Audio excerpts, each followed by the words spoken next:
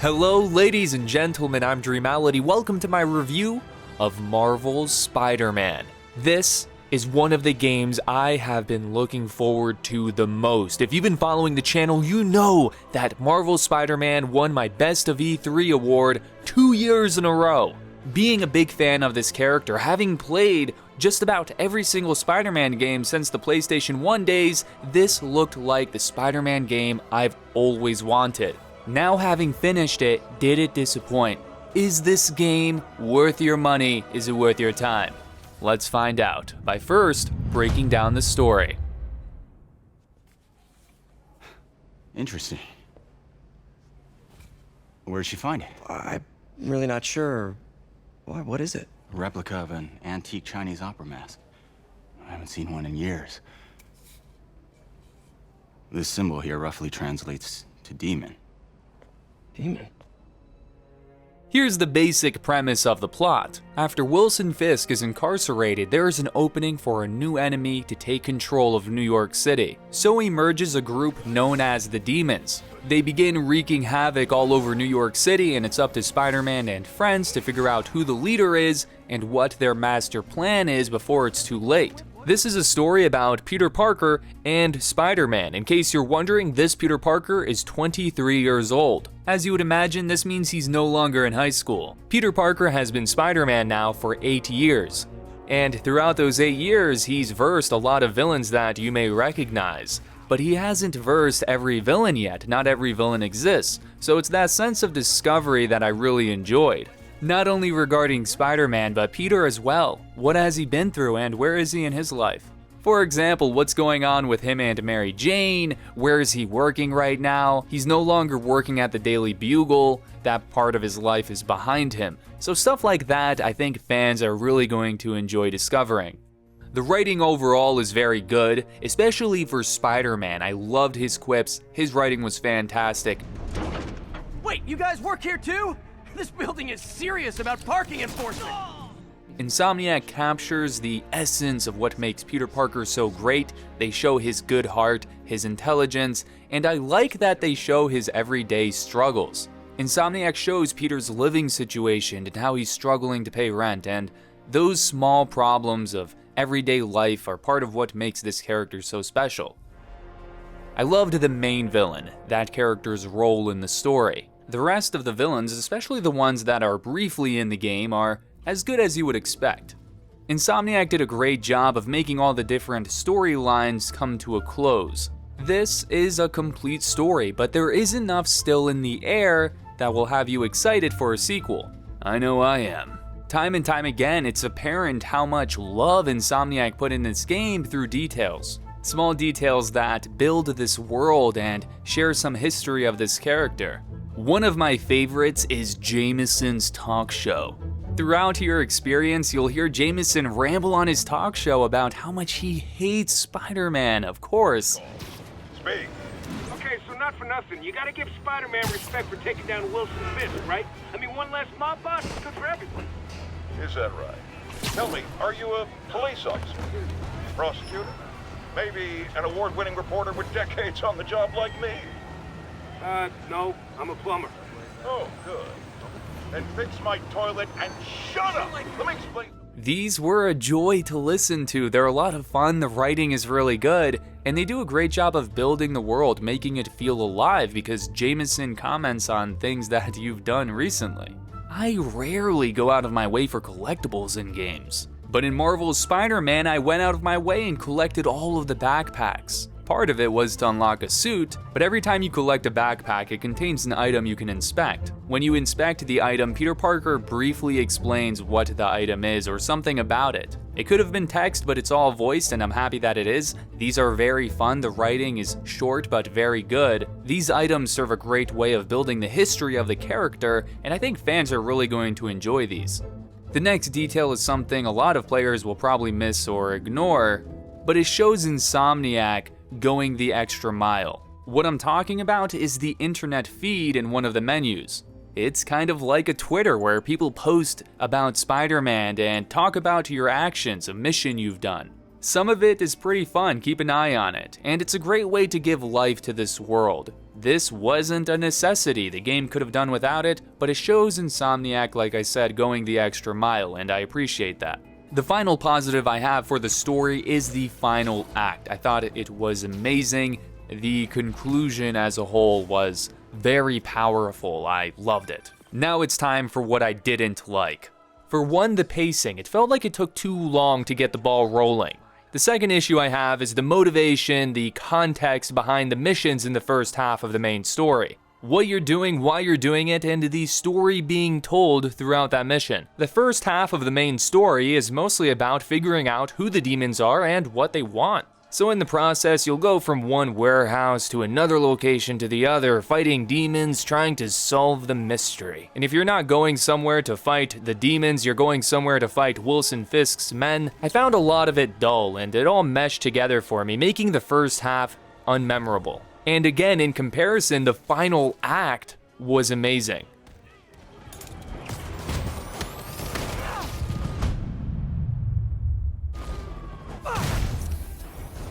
There are 3 difficulty settings to choose from. You can change them at any time. On the amazing difficulty, or normal, the main story took me about 20 hours to complete. That time includes me doing side content, going off the beaten path, having fun with the game. The web swinging is amazing. It's everything I wanted and then some. Even now, 20 plus hours later, I'm still not tired of it. The web swinging makes traversal a very fun time, but in case you want to fast travel to places, there is an option for that. I enjoy the web swinging so much, that's how I mostly get around. The game has a free-flowing combat system. There are a good amount of games that have this, such as the Arkham games. One button to attack, there's an indicator letting you know when to dodge. This is Spider-Man, so you can use web abilities, you can pull yourself towards enemies, you can pull enemies towards you, and there are different gadgets you can use. The more you progress through the story, the more gadgets you'll unlock. Many times you'll have an option for a stealthy approach where you can take down enemies one by one silently, or you can run in guns blazing and beat everyone up. I had fun with the combat. It's very familiar because I've played a lot of games like this, but it is very simple, so I think younger audiences should have no problem picking up a controller and having some fun. I do really like the different gadgets that are at your disposal. Using them for different approaches or swapping between some in the middle of combat was a good time. There are a couple of different ways to gain XP in this game, like completing missions or fighting enemies.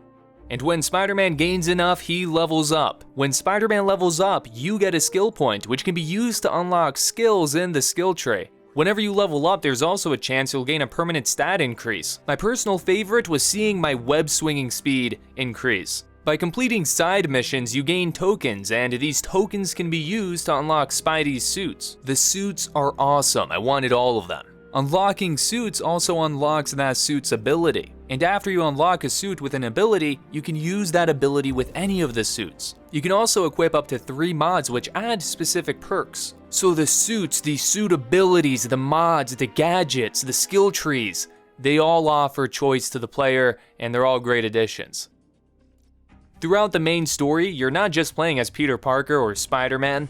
Sometimes you get to play as Mary Jane, and I gotta say those early Mary Jane missions were like hitting a brick wall in terms of pacing. Here's my problem with the early Mary Jane missions. For one, they feel completely forced in because of how they're presented. The delivery is very unimaginative. They're delivered through flashbacks. Mary Jane's talking to Peter and she's like, "You'll never guess what I just went through," boom, flashback. The other issue I have with the early Mary Jane missions is how boring they are. These are stealth missions where Mary Jane can't be seen by the enemy. If she's spotted, you need to retry. I love stealth in games, and these levels do add some variety to the gameplay experience, but the first couple are very, very bland, like they were just thrown together.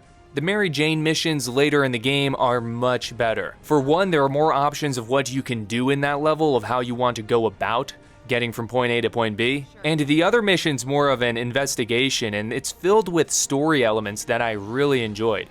To show off Peter's intelligence, There are a bunch of puzzle missions throughout the main story. Turns out you can turn these off in the options menu and skip right over them. I wish someone told me. Again, you can skip these if you want to. There are quick time events in this game, not a massive amount, but they are there. And if you're one of those people who hate quick time events, just know you can turn those off in the options as well.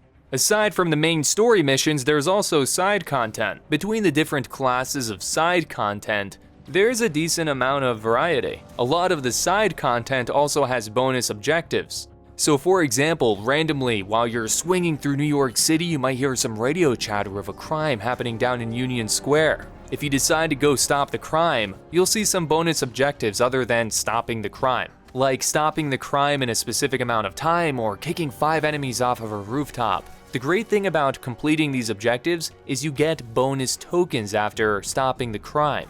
This is the case for just about all the different types of side content. Each class offers specific tokens. To name a few, there are crime tokens, research tokens, challenge tokens, landmark tokens. What you get depends on the type of mission you complete. Of course, saving the day and being the hero is nice, but these tokens offered a nice incentive to complete these missions, because these are the tokens that are used to upgrade gadgets and to unlock suits. At the time of this review, I've been playing for about 25 hours, and I've completed about 80% of the game.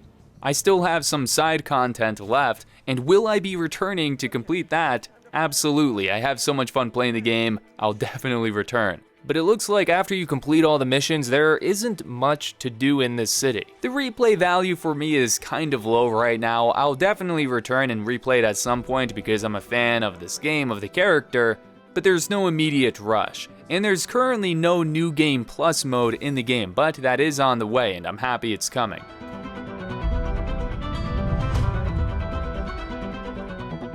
The game looks incredible. I played on the PlayStation 4 Pro, and playing in 4K and playing in 1080p, the game looks stunning. This is New York City, and there's a good amount to explore here. I really enjoyed taking photos of all the landmarks. There are landmarks of real places like Grand Central, and there are landmarks of fictional places from the Marvel Universe like Avengers Tower.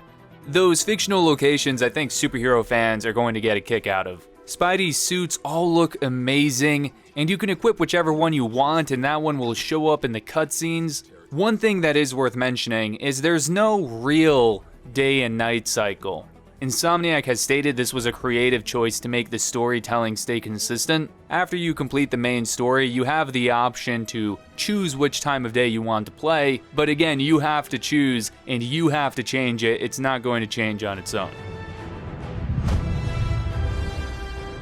The game's soundtrack in-game sounded great. I really love this main theme. It feels very Avengers-like, but at the same time, it reminds me of Danny Elfman's work in the Raimi films. The voice acting overall is very good. There was one performance that stood out from the rest. That person is Yuri Lowenthal. He's the voice actor of Peter Parker of Spider-Man. This guy's portfolio is massive. He's been in a ton of stuff, and for the most part, I like to think I've always been able to recognize his voice. He's a great voice actor, but this time he really impressed me.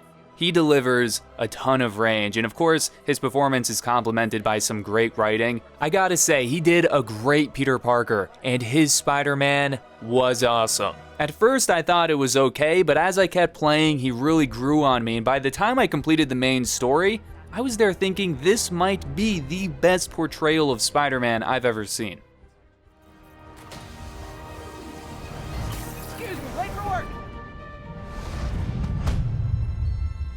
It's time for the conclusion. Here's a quick recap of my thoughts. The final act was amazing, the first half suffers from some pacing issues, and I found the context of many missions dull. The writing for the characters, though, overall is very good. The game is very fun. It's so important that the web swinging in the game is amazing, and it is. The combat is simple, familiar, fun, and there are a good amount of options that expand how you can play. The biggest complaint I have about the gameplay are those early Mary Jane missions. The presentation and the audio are both fantastic. Here's my final verdict. I say Marvel's Spider-Man is a great game. This is easily the best Spider-Man game I've ever played, and it's one of my favorite superhero games. I really enjoyed playing this game. It brought me so many smiles as a Spidey fan. For me, it was completely worth my money. It was worth my time. Insomniac did great work. They should be very proud. I am very much looking forward to a sequel. Please make it happen. You have heard my thoughts. Now it's time to share yours. If you have played the game, let me know what you think. If you haven't, how does it look? I hope this review was helpful. I hope it was enjoyable. If you have any questions, feel free to ask down below. If you want to help me out, give this video a like, I'd appreciate it. If you enjoyed this video, consider subscribing, join the Dream Team today, and of course, thanks for watching.